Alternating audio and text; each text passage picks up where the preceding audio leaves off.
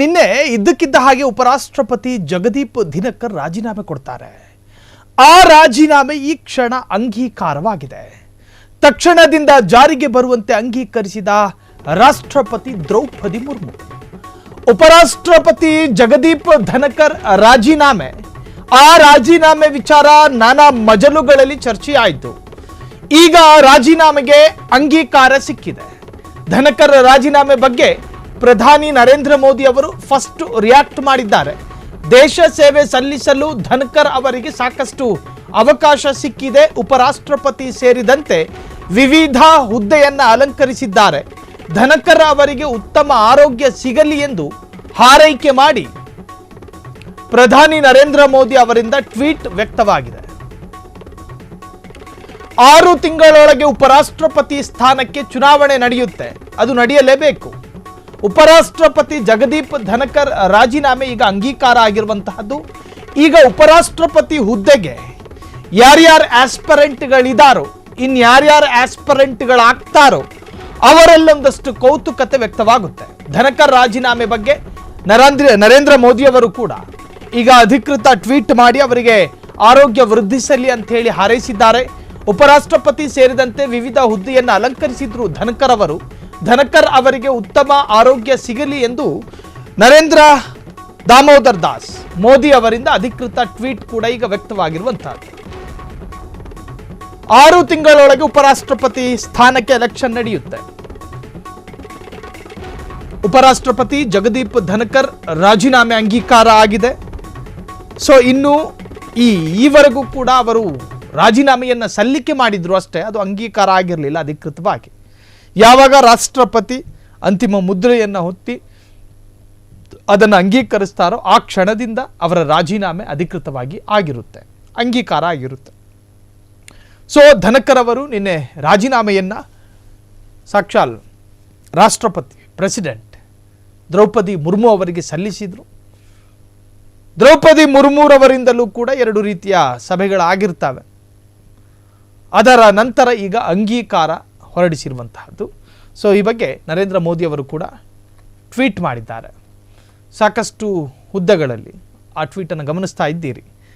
ಸಾಕಷ್ಟು ಹುದ್ದೆಗಳಲ್ಲಿ ದೇಶ ಸೇವೆ ಮಾಡೋದಕ್ಕೆ ಧನಕರ್ ಅವರಿಗೆ ಅವಕಾಶ ಸಿಕ್ಕಿತ್ತು. ಹಾಗಾಗಿ ಬೇರೆ ಬೇರೆ ಹುದ್ದೆಗಳಲ್ಲೂ ಕೂಡ ಅವರು ಇದ್ದರು. ಸೊ ಅವರ ಆರೋಗ್ಯ ವೃದ್ಧಿ ಆಗಲಿ, ಆರೋಗ್ಯ ವೃದ್ಧಿ ಯಾಕಾಗಲಿ ಅನ್ನುವಂಥದ್ದನ್ನು ಪ್ರತ್ಯೇಕವಾಗಿ ಅವರು ಹಾರೈಸಿದ್ದಾರೆ. ಅಂದರೆ ರಾಜೀನಾಮೆಗೆ ಕೊಟ್ಟ ಕಾರಣವೂ ಅದೇ ಆಗಿತ್ತು. ಅಚ್ಚರಿಯ ರೀತಿಯಲ್ಲಿ ಉಪರಾಷ್ಟ್ರಪತಿ ಧನಕರ್ ರಾಜೀನಾಮೆ ಆಶ್ಚರ್ಯದ ರೀತಿಯಲ್ಲಿತ್ತು. 2027 ಆಗಸ್ಟ್ನಲ್ಲಿ ಸಮಯ ನೋಡಿಕೊಂಡು ರಾಜೀನಾಮೆ ಕೊಡ್ತೀನಿ, ಆದರೆ ದೈವ ನಿರ್ಣಯ ಏನಿರುತ್ತೋ ಗೊತ್ತಿಲ್ಲ, ಹೀಗಂತ ಕೇವಲ 10 ದಿನದ ಹಿಂದೆ ಹೇಳಿದ್ದ ಜಗದೀಪ್ ಧನಕರ್. ಆದರೆ ಈಗ ಅನಾರೋಗ್ಯದ ಕಾರಣ ನೀಡಿ ಧನಕರ್ ರಾಜೀನಾಮೆ.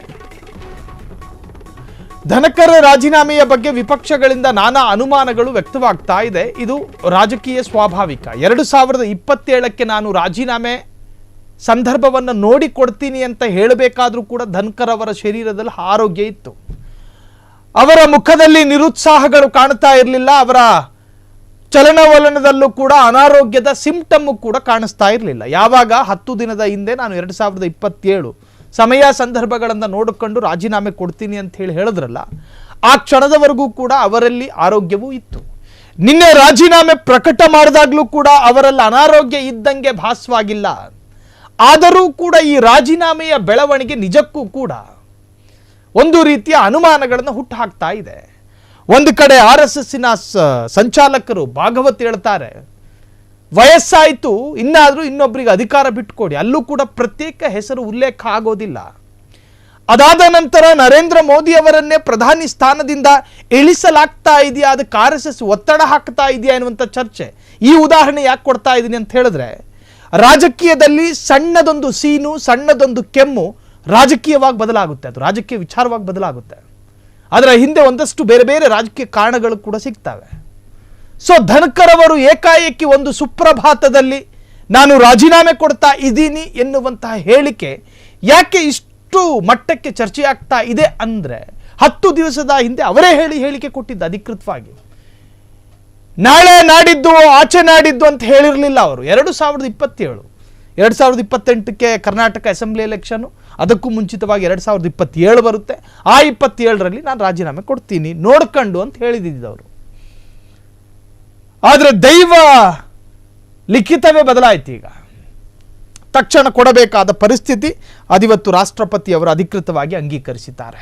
ಕ್ಷಣ ಕ್ಷಣದ ಸುದ್ದಿಗಳಿಗಾಗಿ ಫ್ರೀಡಂ ಟಿವಿ ಸಬ್ಸ್ಕ್ರೈಬ್ ಮಾಡಿ, ಲೈಕ್ ಮಾಡಿ ಹಾಗೂ ಫಾಲೋ ಮಾಡಿ. ಹೊಸ ಸುದ್ದಿಗಳ ನೋಟಿಫಿಕೇಶನ್ಗಾಗಿ ಬೆಲ್ ಐಕಾನ್ ಮೇಲೆ ಕ್ಲಿಕ್ ಮಾಡಿ.